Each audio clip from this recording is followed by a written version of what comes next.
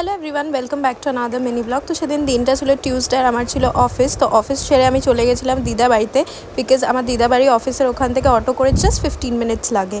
তো বিয়ে বাড়িতে যাবো বলে ঘরে গিয়ে রেডি হয়ে নিলাম, আর মা আর ভাইয়ের জন্য ওয়েট করছিলাম যে ওরা আসলে তারপরে বেরোবো। তো আমি ইয়েলো আউটফিটটা পরে খুব হালকাভাবে রেডি হয়ে নিয়েছিলাম, আর তারপরে ভাই আর মা আসার পর আমরা চলে গেলাম বিয়ে বাড়ির দিকে। প্রথমেই আমরা চলে গেলাম স্টার্টার কাউন্টারে।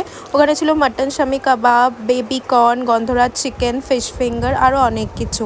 তারপরে চলে গেলাম মেন কোর্সের দিকে। এখানে স্যালাড নিয়ে নিলাম ফার্স্টে, অ্যান্ড দেন নিয়ে নিলাম বেবি নান, ডাল মাখানি, ফিশ মুনিয়াটা দারুণ খেতে ছিল জাস্ট।